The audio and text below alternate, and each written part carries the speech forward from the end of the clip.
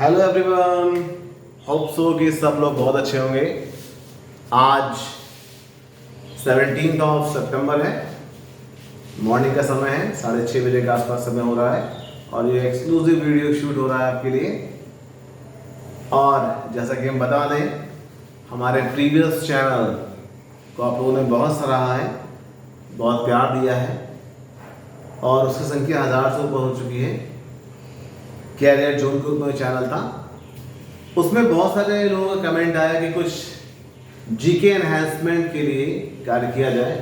तो उसी ऑब्जेक्टिव को पूरा करने के लिए एक नया चैनल फ्रेम किया गया है 3 दिन पहले, और उसमें 3 वीडियोज अब तक ज्योग्राफी के पढ़ भी चुके हैं। ये चौथा वीडियो आ रहा है, उसमें आप सर्च कर सकते हैं इसको @GK with GS। ये एक साथ है, इसमें स्पेस नहीं है कहीं। एक चीज मैं इंश्योर करता हूं कि इस चैनल को सब्सक्राइब करने के बाद जो आपको नोटिफिकेशन मिलते रहेंगे, जो वीडियोस मिलेंगे, कोशिश ये की गई है कि छोटे से छोटा बच्चा भी उसको देख करके चीज़ों को समझ सकता है, और जो कंपटीशन की तैयारी करने वाले बच्चे हैं वो उसका लाभ लेकर के आगे जो वनडे एग्जाम्स हैं like PCS, IAS, even teachings के एग्ज़ाम जो है, जो आने अभी यूपी में बहुत सारी वैकेंसीज आई हुई हैं, उनमें इसका लाभ ले सकते हैं। तो हम शुरू करने जा रहे हैं एक नया टॉपिक, दैट इज जो इंडियन फीचर हमने किए थे कि फिजिकल डिवीजन ऑफ इंडिया की बात की थी हमने आपसे, उसमें 5 फीचर्स थी, 5 फीचर्स हमने बताए थे आपको। उसी में से एक फीचर है that is called as northern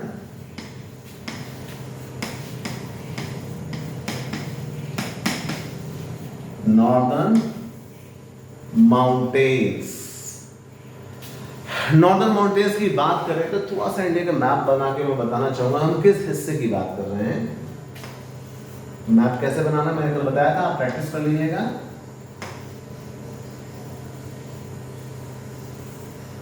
हम अगर जो बात करें तो हम बात कर रहे हैं, we are going to discuss about this part of India। हम इस सेक्शन की ये जो बेल्ट है इसके बारे में बात करने जा रहे हैं। Start from Jammu Kashmir, covers Himachal Pradesh, Uttarakhand, UP, Bihar, यानी बॉर्डर एरिया के पास का जुड़ता है। फिर उसके बाद सेवन सिस्टर्स की तरफ मूव कर जाएंगे। तो ये आज का हमारा फोकस पॉइंट है। इन चीजों के ऊपर आज ये वीडियो हमने भी शूट किया है।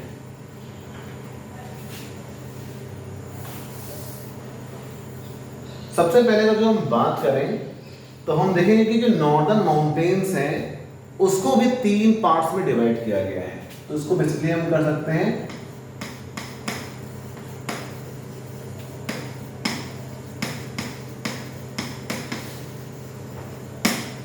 these northern mountains also divided in 3 parts, 1, 2 and 3. The first one is called as Karakoram range। Karakoram range. दूसरा आता है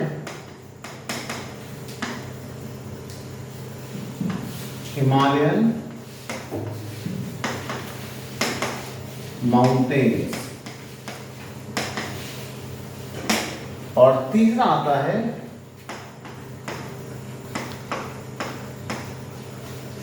पूर्वांचल माउंटेन। मैं फिर से रिपीट कर रहा हूं, जो अभी प्रीवियसली मैंने आपको बताया है, नॉर्दर्न माउंटेन्स की पूरी बेल्ट वो फर्दर 3 पार्ट्स में डिवाइड की गई है।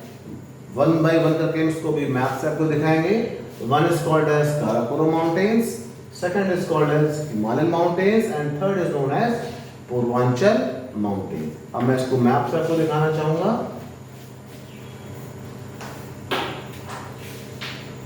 मैप मैं पूरा नहीं बना रहा हूं, मेन मैप बना रहा हूं जहां तुमको दिखाना है।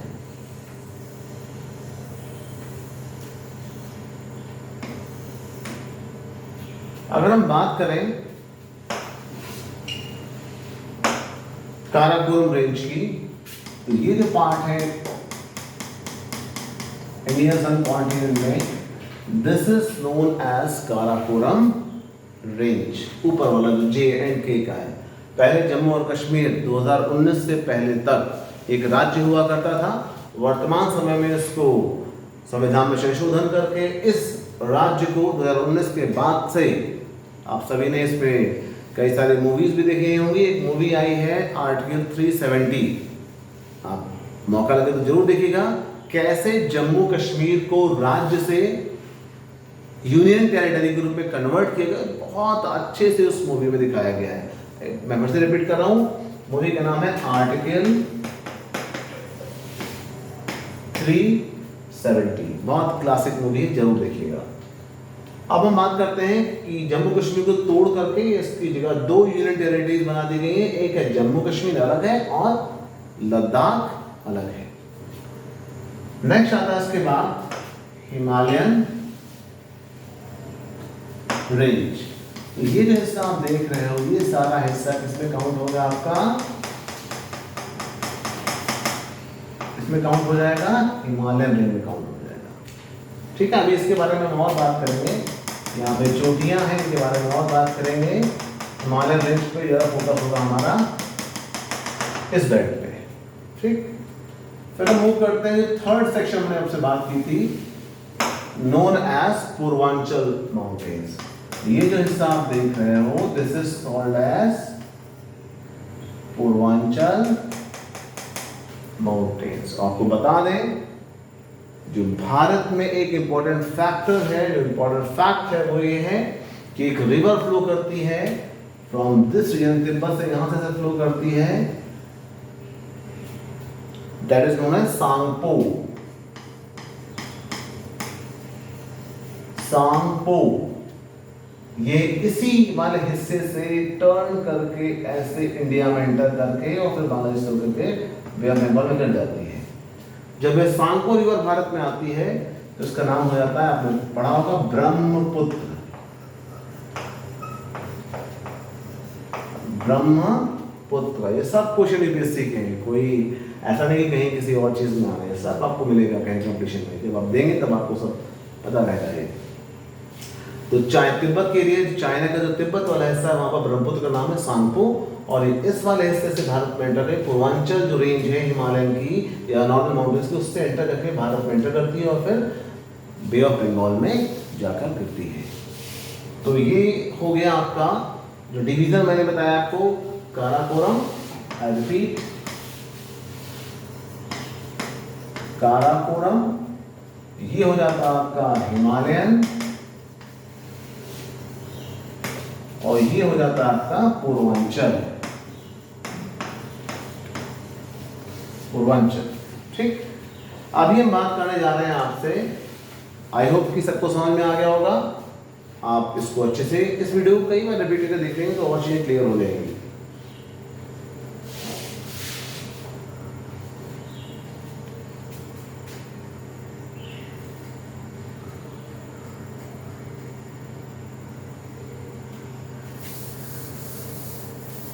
नेक्स्ट आता है इसके बाद कि जो हिमालयन माउंटेन है, फिर से मैं एक मैप ड्रॉ कर रहा हूं।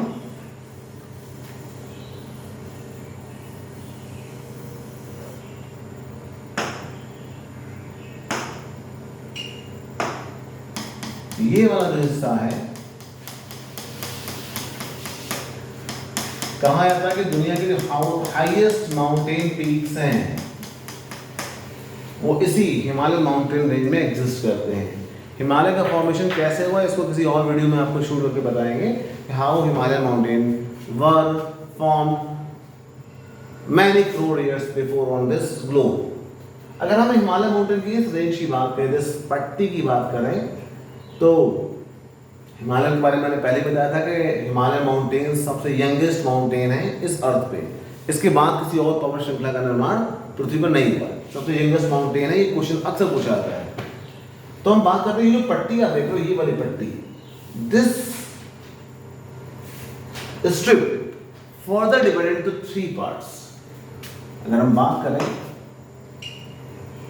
इसको फर्दर डिवाइड किया गया है 3 पार्ट्स में, ऊपर का पार्ट, बीच वाला पार्ट और सबसे नीचे वाला पार्ट। 3 पार्ट्स में है, ठीक है। सबसे ऊपर वाला जो पार्ट है ये वाला, ध्यान दीजिएगा इसको। सबसे हाईएस्ट माउंटेन्स जो है वो इसी जोन में है, and this zone is called as Himadri. क्या कहते हैं इसको? हिमाद्री। यानी कि यहाँ के माउंटेन्स जो हैं वो पूरी तरीके से स्नो कैप्ड हैं और बहुत सारे ग्लेशियर्स यानी कि माउंटेन से कवर्ड एक ऐसा एरिया जहाँ पर बहुत सारी बर्फ बीच में आकर के इकट्ठा हो जाती है और फिर वहाँ से बहुत से नदियाँ निकलती हैं। तो हिमाद्री वही वाला एरिया है। ये सारे माउंटेन्स उसी रेंज में आते हैं, बहुत ऊंचे ऊंचे माउंटेन हैं। कभी आपको इंडिया में दिल्ली से लेह जाने का मौका मिले तो जब आप दिल्ली के इंटरनेशनल एयरपोर्ट या फिर इंदिरा गांधी इंटरनेशनल एयरपोर्ट से फ्लाई करोगे और लेह के ऊपर जाने के लिए तैयार होगे तो उस कंडीशन में जब नीचे की तरफ देखोगे तो आपको ये हिमाद्री वाले माउंटेन्स मिल जाएंगी और बहुत अलग ही अनुभव होता है। ऊपर से ऐसा लगता है किसी ने कि वाइट पेंट पहाड़ों के बीच में उलट दिया है, पूरा वाइट, स्नो वाइट। ऐसा वाइट आपने कभी देखा नहीं होगा, ऐसा वाइट ऊपर से दिखता है। It's a really amazing experience. तो वो जोन कौन सा हिमालय का है? हिमाद्री माउंटेन। और इसी जोन में जो भारत की टॉप माउंटेन या कह सकते हैं दुनिया की हाईएस्ट माउंटेन है, दैट इज माउंट एवरेस्ट। वो यहीं पर एग्जिस्ट करती है नेपाल के एरिया में, इंडो नेपाल बॉर्डर पे, known as Mount Everest. I repeat, mount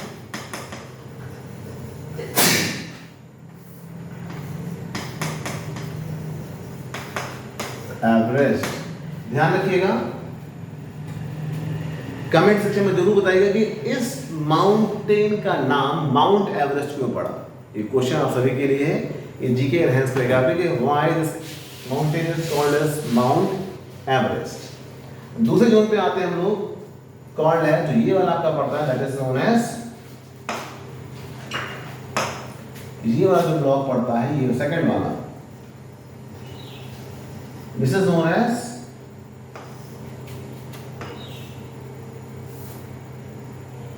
इसको नाम दिया गया है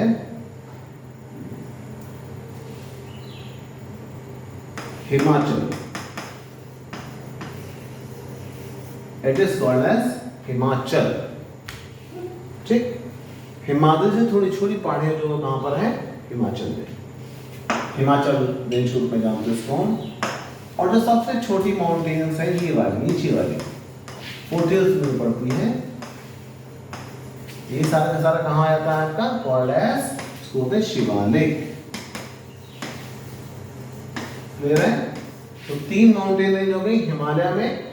और आपको बता दें ये यूपीएससी लेवल के क्वेश्चंस हैं जो हमारे एनसीईआरटी में क्लास 9th में एक चैप्टर दिएगा उस पर दिए गए सारी चीजें, वहीं से मैंने पिक किया है।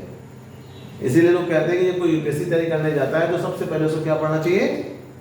एनसीईआरटी पढ़नी चाहिए। तो उसी से लिया मैंने, कहीं अलग से नहीं। आप पढ़ोगे तो मिलेगा आपको एनसीईआरटी क्लास 9 की किताब में।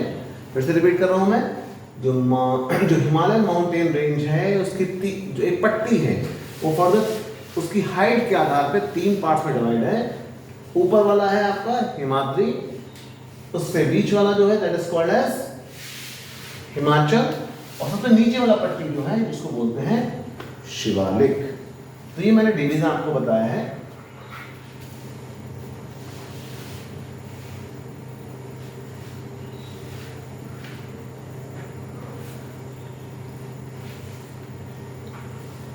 इसके बाद हम थोड़ा सा बात करते हैं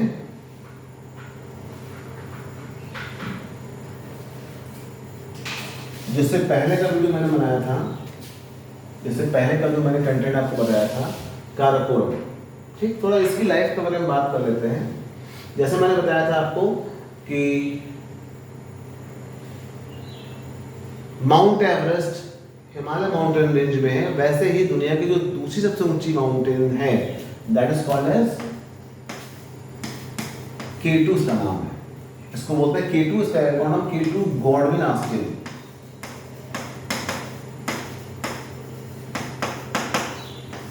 ये जो आप देख रहे हो K2 गॉडविन ऑस्टिन, ये आपकी काराकोरम रेंज में एग्जिस्ट करती है। ठीक है, तो एक क्वेश्चन जीके का और आप ध्यान रखिएगा कि दुनिया की जो 3 टॉप मोस्ट माउंटेन्स हैं वो उनका नाम क्या है। तो पहला आ जाएगा आपका माउंट एवरेस्ट, दूसरा आ जाएगा K2, तीसरा आ जाएगा कंचनजंगा।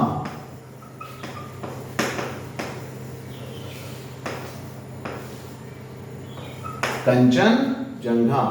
अब ध्यान रखिएगा, एक क्वेश्चन और आता है जो थोड़ा सा ट्रिकी है। पहला कि mount Everest Indo Nepal border पे है, यानी इंडिया में नहीं है। लोग कह देते हैं इंडिया में नहीं है, इंडो नेपाल बॉर्डर में नेपाल के हिस्से में है, एक चीज। दूसरा K2 की बात करें तो K2 भी हमारे पास नहीं है, it is in POK, Pakistan occupied Kashmir में है, ये भी हमारे हिस्से में नहीं है। ठीक, तो भारत की सबसे ऊंची माउंटेन कौन सी होगी? This one. इसी मैंने हम 3 तक गए हैं। Kanchenjunga is the highest mountain physically existed in India. तो ध्यान रखिएगा, अगर ये दोनों ऑप्शन नहीं है तो ये ऑप्शन आपका सही है। बहुत केयरफुली करिएगा। मैंने आपको बताया POK वाला, ये कौन सा काम आपको बताएंगे POK है क्या। ऊपर का हिस्सा आप जेएंडके का देख रहे हो, सारा हमारे पास नहीं है। तो उसकी हिस्ट्री क्या थी, कौन सा हिस्सा पाकिस्तान के पास है, कौन सा चाइना के पास है, हम आगे वीडियो कभी शूट करेंगे उसमें बताएंगे। बहरहाल जानिए आप कि K2 जो है वो पाकिस्तान ऑक्युपाइड कश्मीर में है। तो ये कुछ चीजें इससे जुड़ी हुई हैं, माउंटेन से जुड़ी हुई हैं।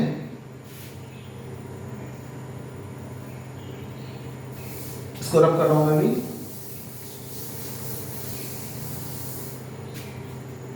बात करते हैं काराकोरम रेंज की, जहां पर हालांकि भी आपने देखा, न्यूज में भी था काफी कुछ, बहुत जबरदस्त फ्लड आया था जेएंडके में और बहुत ज्यादा जन और धन की हानि हुई है।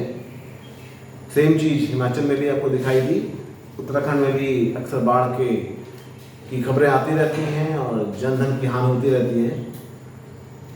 जेएंडके की बात करें अगर तो जेएंडके में जो कश्मीर वैली है बहुत ही खूबसूरत जगह है टूरिज्म के पॉइंट ऑफ व्यू से। हालांकि कुछ दिन पहले कुछ ऐसी गतिविधियां हो गई इसके कारण से टूरिस्ट थोड़ा जाना से बच रहे हैं वहाँ पे, लेकिन बहुत ही प्यारी जगह है। श्रीनगर की डल लेक स्वर्ग है, उसके आसपास कभी जाने का मौका मिले आपको।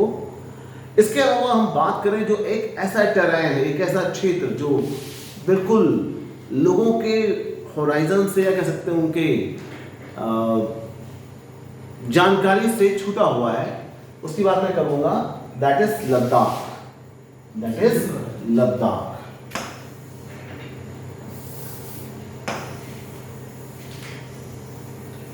ये जेएंडके का मैंने नक्शा बनाया है, ऊपर का हिस्सा, ये वाला ये जो हिस्सा आप देख रहे हो that is not in our position, this is called as POK। इस पे डिटेल वीडियो आगे बनाएंगे हम। And this is called as Aksai चिन,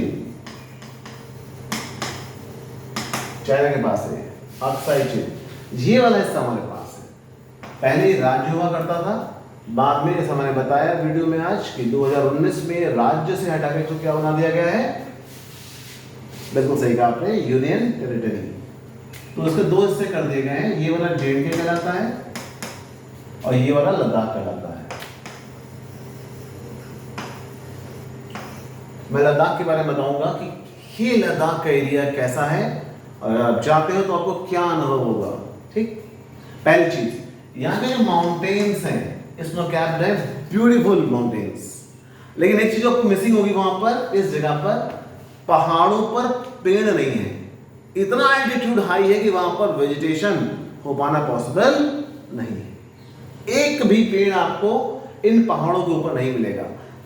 अगर जो आपको ग्रीनरी मिलेगी भी, घास मिलेगी भी, तो कहां मिलेगी, जहां से वाटर चैनल्स निकल रहे हैं उसके आसपास आपको ग्रीनरी मिल जाएगी। बाकी कहीं पर भी आपको पेड़ यहाँ पर नहीं मिलेंगे। इसी के बीच से एक रिवर फ्लो करती है called as Indus river, Sindhu.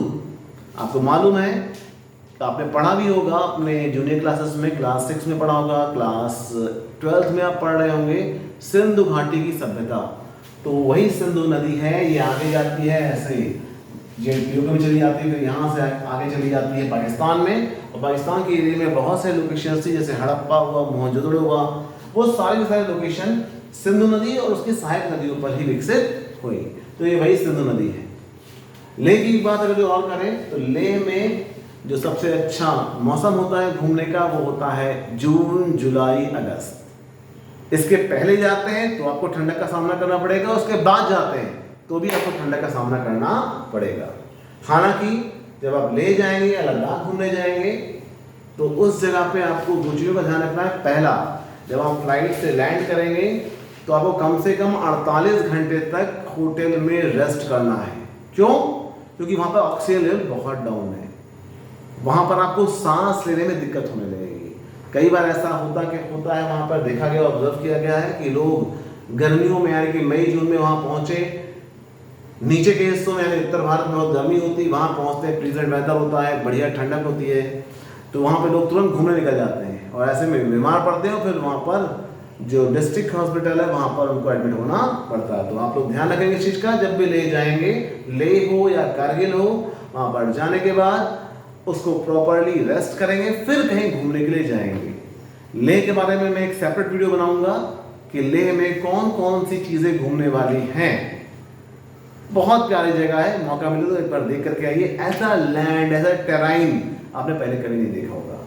तो ये एक छोटा सा वीडियो आज मैंने शूट किया आप सभी के लिए अबाउट नॉर्दर्न माउंटेन्स, उससे जुड़े हुए कुछ फीचर्स मैंने आपको बताए हैं।